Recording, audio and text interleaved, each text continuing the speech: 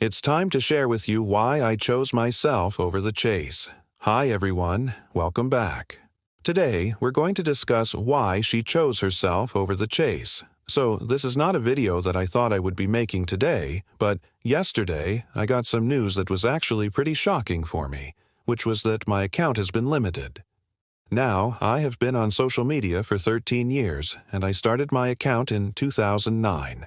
So it was kind of a big deal for me because I had never really experienced anything like that before. And when I got the email from social media letting me know that my account was going to be limited, I was shocked, I was scared, I was confused, I was angry, I felt betrayed, I felt hopeless. But at the end of the day, after taking some time to digest everything, I realized that this is exactly what needed to happen. This was exactly what I needed to get out of this relationship. For those of you who don't know, social media is basically how I pay my bills.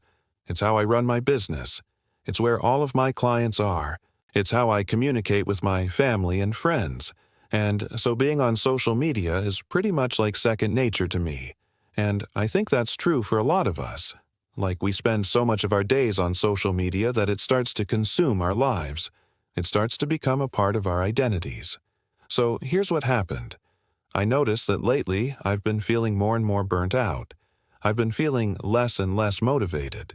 And the more that I looked into that, the more that I realized that it stemmed from just feeling unhappy with where I am right now in my life, and also feeling unhappy with where I am in my relationship.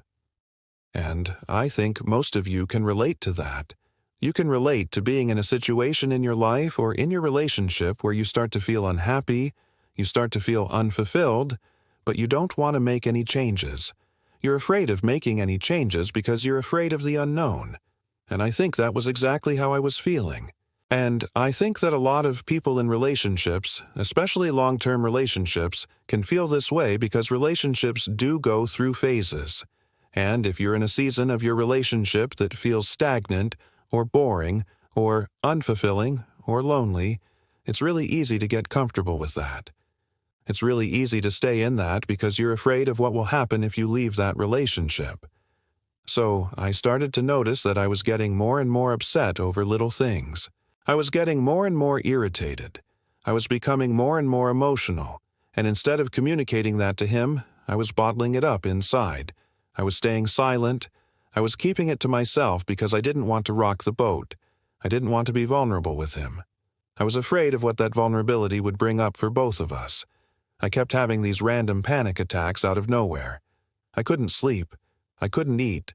I lost my period. I stopped talking to him. I stopped sleeping with him, and at one point, I even stopped eating with him. I felt completely disconnected from him. The only thing that I felt connected to was my work. The only thing that I felt excited about was my work. And I think that that should be a red flag. When the only thing that you look forward to in your day is working, then there's definitely something wrong. He did try to talk to me about it. He was like, "Hey, what's going on? Are you okay?" But I lied to him. I said, "Yeah, I'm fine. Everything's fine." And I think that that was a big mistake because I prolonged this process.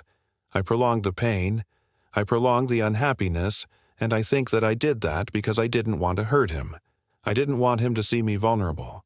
I wanted him to see me strong and put together, and I think that that's a huge mistake that a lot of women make. So please, please, please hear me when I say that it's okay to be vulnerable. It's okay to let someone else in. It's okay to let them see your true, authentic self, even if that means that they might not view you as perfect anymore. Because no one is perfect. We're all human. We all mess up.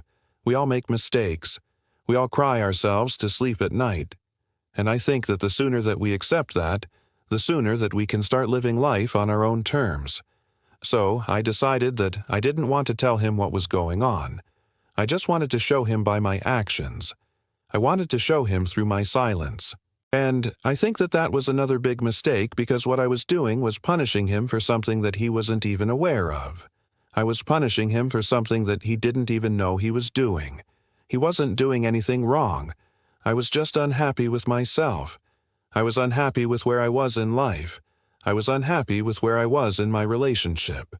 And I think that it's really important to identify that, because a lot of times we place the blame on other people for our own unhappiness. We make them responsible for our own emotions, and that is never their responsibility. I think that it's up to us to do the inner work. It's up to us to identify why we're feeling the way that we're feeling. It's up to us to get to the root cause of those emotions. So I think that that's what led me to wanting to start taking some time for myself. I wanted to start focusing on myself again. I wanted to start prioritizing myself again. And I think that that was really hard for him to understand because we've been together for 12 years. I've been with him since I was 18. And for me to start prioritizing myself, for me to start focusing on myself again, that was very scary to him because I think that he felt like he was losing me. And a month ago, I did take a step back. I did decide to move out of the house that we were renting together, and I moved in with a friend. And as soon as I did that, my account got limited. And when I read the email from social media, it clearly stated that the reason why my account was getting limited was because I was engaging too much with my ex. And I knew that that was true. I knew that that was the case. I knew that that's why my account was getting limited. But what I didn't realize was that that was a sign. That was a sign for me to let him go. That was a sign for me to walk away from this toxic situation.